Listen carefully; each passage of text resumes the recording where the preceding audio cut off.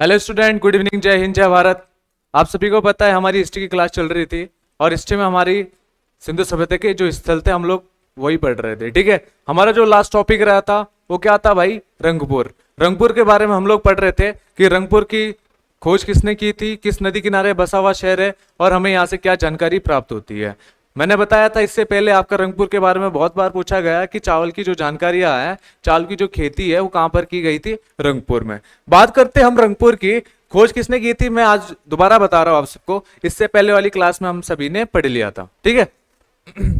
रंगपुर की बात करें, रंगपुर की खोज हमारी 1931 में माधव स्वरूप द्वारा की गई थी। जो माधव स्वरूप वत्स थे उनके द्वारा 1931 में इसकी खोज की गई थी। और जो आपका रंगपुर है वो माता नदी किनारे बसा हुआ एक शहर था। ठीक है, माधव स्वरूप थे, निकले वो अभी खोज करने 1931 में। उन्हें क्या कौन सा स्थल मिला सिंधु सभ्यता का? रंगपुर। ठीक है। अब जो ये रंगपुर है आपका, ये शहर है कहां पे है?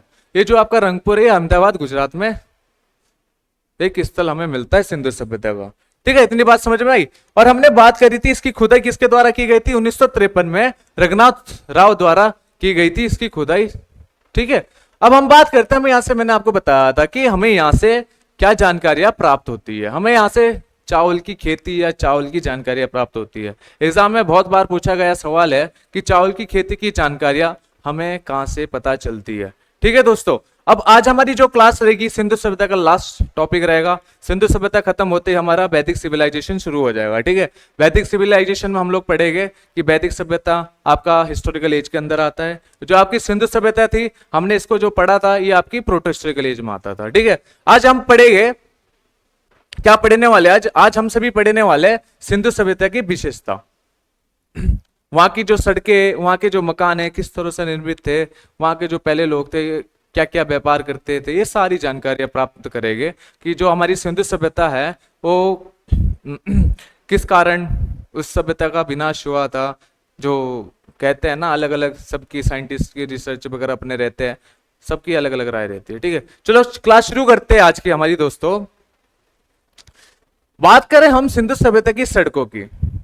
इनकी जो सड़कें थी वो कैसी होती थी? ग्रिड पैटर्न में, ग्रिड पैटर्न में बनाई जाती थी इनकी जो सड़कें। जैसे कि आपको मैं दिखाता हूं, एक दूसरे का समकोण काटती थी, मतलब इंटरसेक्ट होती थी। जो इनके सड़कों का निर्माण होता था एक दूसरे को इंटरसेक्ट होती। जैसे आपको यहां दिख रहा होगा, ये सिंधु सभ्यता की जो सड़कें का निर्माण हुआ है। ठीक है, आपस में क्या होता था? इंटरसेक्ट होता था, समकोण काटती थी। ठीक है, अब इसी सड़क के किनारे इनकी नालियां बनाई, मतलब नालियां भी बनाई गई थी। जो ये सड़कें है ना आपकी, इन्हीं की सड़कों के किनारे आपकी नालियां भी बनाई गई थी।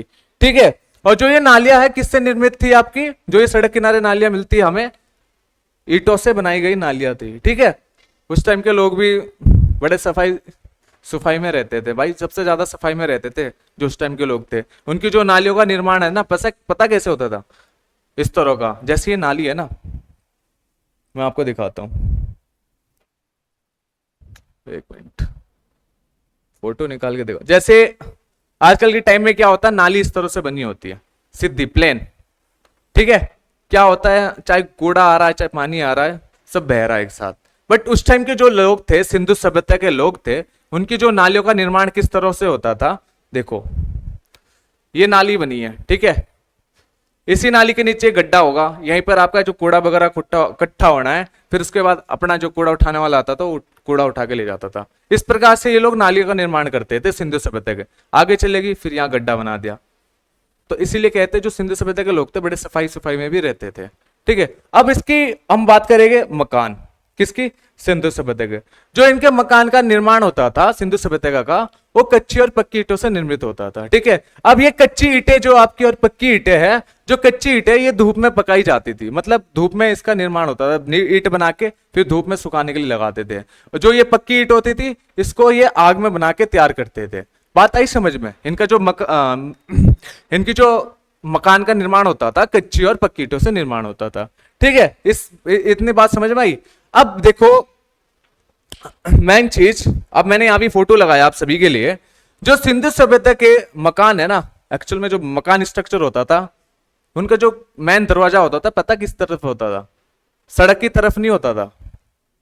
जो उनका रास्ता मेन गली रहती थी उस तरफ इनका दरवाजा का मुख होता था। ठीक है, जैसे कि आपको यहाँ पर दर्शाया गया है पिक्चर में, इस तरह का इनका गली की तरफ इनका दरवाजा रहता था, क्योंकि अब टाइम के जो मकान रहते हैं क्या रहता है, मेन सड़क की तरफ इनका स्ट्रक्चर रहता है दरवाजा का, ठीक है। पर उस टाइम के जो लोग हैं, जो अपनी मेन गली रहती थी उसकी तरफ आपका दरवाजा का स्ट्रक्चर होता था, ठीक है। इतनी बात समझ में आई। बट हमें लोथल से जो दरवाजा है वो खिड़कियां जो मुख्य रूप से हमें कहां से मिलते हैं, सड़क की तरफ खुलता हुआ दिखता है। मतलब जो लोथल के लोग थे उनका इस तरह से मकान का निर्माण नहीं होता था, जिस तरह से हमें और साइटों से मकान में जो मिले थे जानकारियां, ठीक है। अब हम बात करेंगे सिंधु सभ्यता का समय काल, जितने भी थे अपने एनसीईआरटी क्या देती है, कार्बन डेटिंग मेथड से क्या पता चलता है सिंधु सभ्यता का, सबने अलग अलग अपनी राय दी है कि सिंधु सभ्यता काल इतने काल से इतने टाइम रहा होगा, ठीक है। आपको एग्जाम में पता क्या याद रखना है, एनसीईआरटी। एनसीईआरटी मोस्ट इंपॉर्टेंट है आपके एग्जाम में, अगर आता है एनसीईआरटी वाला ऑप्शन तो आपको एनसीईआरटी वाला ऑप्शन ही टिक करना है, ठीक है दोस्तों। अगर आपको एनसीईआरटी वाला ऑप्शन नहीं आता है तो कार्बन डेटिंग वाला मेथड आएगा तो इसको ही टिक करना है, ठीक है। मैं पहली प्रायोरिटी किसको दी जाएगी, एनसीईआरटी, फिर सेकंड कार्बन डेटिंग मेथड वाला। इतनी बात समझ में आई। बात करते हैं हमारी, जॉन मार्शल कहते हैं जो सिंधु सभ्यता का काल था, इसका जो समय इस काल का जो समय था 3250 ईसा पूर्व से लेकर 2750 ईसा पूर्व का होता है, ठीक है। जॉन मार्शल कहते थे, ये अपने अलेक्जेंडर कनिंघम के बाद ही न्यू डायरेक्ट अपने आर्कोलॉजिकल डिपार्टमेंट के न्यू अधिकारी बन जाते हैं। समझ में आया था, मैंने बताया था। फिर हड़प्पा की खोज होती है, दयाराम सैनी इनके पास जाता है, इनसे आज्ञा लेके फिर ये सारी चीजें मैंने आपको बताया है पिछली वाली क्लास में। अगर बच्चे आप लोग ध्यान से देख रहे हो ना, ठीक है, तो आप लोगों को हर चीज मिलेगी इस पॉइंट से, और इसमें से बहुत से क्वेश्चन आपको मिलेंगे एग्जाम में, जो आपके एग्जाम में पूछे गए सवाल है। आप लोगों को डेली क्लासेस देखनी है, नोट्स बनाने हैं, आप लोगों का रिस्पॉन्स आ नहीं रहा यार। इतनी मेहनत हम कर रहे हैं, इतनी पूरी टीम हमारी मेहनत कर रही है, अगर हमसे कोई मेहनत नहीं होती है, अगर हमारा कोई तरीका बेकार लग रहा है आप सभी को, तो आप लोग कमेंट में भी बताओ यार, हम उसको और बेटर करेंगे, ठीक है। अब बात करें अर्नेस्ट मार्के के द्वारा क्या कहा जाता है कि 2800 ईसा पूर्व से 2500 ईसा पूर्व तक का इसका समय काल था, किसका, सिंधु सभ्यता का, ठीक है। अब जो लास्ट में हमारा एनसीईआरटी क्या कहता है, आपको एग्जाम में एनसीईआरटी वाला ही याद रखना है, कार्बन डेटिंग मेथड या एनसीईआरटी वाला। अपना एनसीईआरटी कहता है 2500 ईसा पूर्व से लेकर 1800 ईसा पूर्व तक इसका समय काल था, किसका, सिंधु सभ्यता का। और हमारा कार्बन डेटिंग मेथड जिसे हम C14 कहते हैं, इसके हिसाब से 2300 ईसा पूर्व से 1750 ईसा पूर्व तक इसका समय काल रहता है, ठीक है। अब भाई हम आगे पढ़ेंगे, जो सिंधु सभ्यता का पतन कैसे हुआ, सिंधु सभ्यता आपकी विनाश कैसे हुआ, ठीक है। सभी के अलग अलग राय थी। बात करें हम सबसे पहले, बिलर और रामप्रसाद जी कहते हैं जो सिंधु सभ्यता का पतन है हमारा, वो आर्यों के आक्रमण के कारण हुआ था, ठीक है। आर्य आए और आर्यों ने आक्रमण किया और सिंधु सभ्यता का आपका विनाश किया था, ठीक है। कौन कहते हैं, रामप्रसाद और बिलर। अब जॉन मार्शल, अर्नेस्ट मार्के और रघुनाथ राव द्वारा क्या कहा जाता है कि बाढ़ आने के कारण आपकी सिंधु सभ्यता का विनाश हुआ था, ठीक है। सबने अपनी अलग अलग राय दी थी। अब ये पता नहीं है, किसी का कंफर्म नहीं है कि किस तरह से हमारी जो सभ्यता है, जो पिछले इससे पहली सभ्यता थी, कि कैसे इसका विनाश हुआ था। इतनी बात समझ में आई। अब माधव स्वरूप वत्स कहते हैं नदी का मार्ग परिवर्तन होने के कारण इस सभ्यता का विनाश हुआ था। सबने अलग अलग राय दी थी, ठीक है। अपने जो दो आखिरी रहते हैं, कौन, दयाराम सैनी। दयाराम सैनी के द्वारा कहा जाता है, जॉन मार्शल और दयाराम सैनी कहते हैं नहीं भाई, ये सभ्यता आपकी भूकंप आने के कारण समाप्त हुई थी। अब भूकंप आने के कारण उन्होंने इसलिए कहा क्योंकि कालीबंगन में आपको क्या, भूकंप, जो कच्चे ईंटों से बने हुए मकान थे उसमें दरारें देखने को मिलती है, इसलिए कहते हैं कि वो जो सभ्यता थी उनका, उस सभ्यता का विनाश इस प्रकार हुआ था कि वहां पर भूकंप आया होगा और इस सभ्यता का विनाश हुआ था। इतनी बात समझ में आई। अपने जो अमलानंद घोष रहते हैं, अकाल पड़ गया था, ये जलवायु परिवर्तन हुआ होगा, ठीक है। भूखमरी के चलते या आपकी जो सिंधु सभ्यता का विनाश हुआ होगा। इतनी बात समझ में आई आप सभी को। देखो दोस्तों, आप लोग रिस्पॉन्स भी दो, ठीक है।